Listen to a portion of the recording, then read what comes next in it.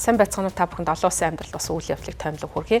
Оросын холбооны улсын ерөнхийлөгч Путин ялалтын баярыг тохиолдуулан 3 хоногийн хугацаанд Украинд гал зогсоох тушаалыг хэрэгжүүлэх ийм тушаал гаргасан байна. За тус тушаал бол пүрэв гаргаас эхлээд хэрэгжиж байгаа юм байна. За ингэснээр бол ялалтын баярын үеэр бол Украинд ямар нэгэн дайн байлдааны үйл ажиллагаа өрнөхгүй. За энэ одоо тушаалыг бол Оросын холбооноос дангаар хэрэгжүүлэхээр болсон байна. За харин Украин энэ алхмыг бол инх тайван байдал тогтооход бол төдийлөн нөлөөлөхгүй. За үүний оронд бол илүү урт хугацаанд гал зогсоох хэрэгтэй. За ядаж бол 30 хоногийн хугацаанд гал зогсоох нь бол цаашид инх тайвны хилцээр бий болгоход чухал үүрэгтэй гэж үзэж байгаа юм байна. За харин Оросын холбооны улс энэхүү алхмаа тайлбарлахдаа Украин инх тайванд тогтооход Белисгийг шалгах зорилгоор энэхүү туршилтын байдлаар гал зогсоож байгаа гэж мэдгдсэн байна. За энэ удаагийн Оросын холбооны улсад болж байгаа ялалтын баярт Хятадын төрийн тэргүүн, Бразил, за мөн Серб зэрэг олон орны одоо улс төрийн тэргүүнээр бол байгаа. За тэгэхээр энэ одоо арга хэмжээнд оролцож байгаа хүмүүсийн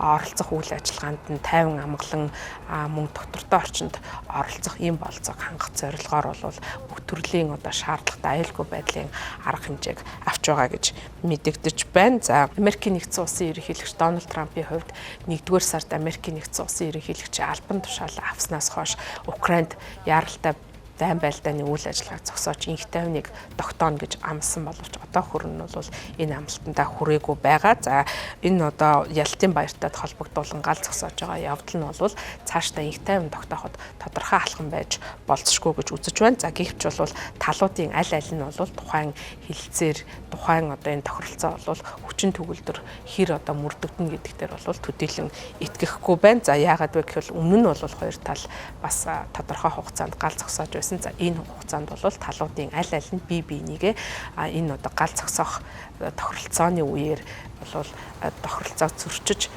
ийм одоо үйлдэлүүдийг гаргасан гэж үзэж байгаа. Украин улс ч гэсэн Оросын холбооны улс бол энэ одоо гал зогсоох гэрээг дагаж мөрдөн гэдэгт бол итгэхгүй байгаа гэж үзэж байна. За яагаад вэ гэх юм бол улаан өндөгний баярын үеэр Путиний тушаалаар 30 цагийн туршил гал зогсоох хилцээг бол хийсэн гэвч бол олон удаа энэ хилцээрийг Москва зөрчсөн гэсэн ийм зүйлийг Украин хэлж байгаа. 5-р сарын 9-нд Москвад болох арга хэмжээний ялалтын баярын арга хэмжээнд дэлхийн 20 гаруй орны удирдагчид оролцож байгаа. За тийм учраас бол энэ одоо ялалтын баярын үеэр тайван доктортой инх тайван ийм орчинд одоо байлгах шаардлагатай бүх арга хэмжээг авч байгаа гэж мэдэгдэж байна. За харин Москва хотод бол аюулгүй байдлын одоо орчин бол нэлээд доктортой байгаа юм байна. За харин Москвагаас гадна бусад хотуудад бол илүү иймэрх замраагүй байдал үүссэн дүр зураг харагдаж байна гэж өрөндийн хэвлэлийнхэн мэдэгдэж байна. За Украин өчигдөр Оросын холбооны улс руу нисгчгүй онгоцоор товтлсон. За энд бол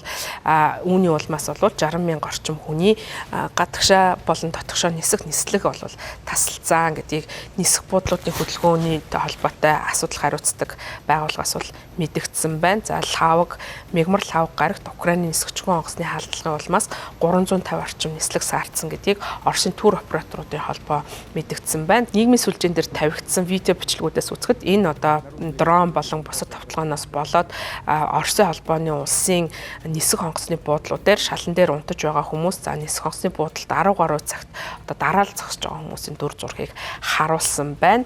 За 2022 оны 2 дугаар сард бол Оросын холбооны улс Украины эсрэг бүрэн хэмжээний тавталгаа хийсэн. За үүнээс хойш бол Украины орон зайг бол хаахаас өөр аргагүй нөхцөл байдал байгаа. За ер нь бол талууд бие биен рүүгээ дрон болон одоо бусад хэрэгслээр байнгын тавталсаар байгаа. За энэ удаагийн ялалтын баяраар ч гэсэн энэ тавталгаа үргэлжилж магадгүй гэсэн ийм сэрэмжлүүлэг бас харагдаж байна.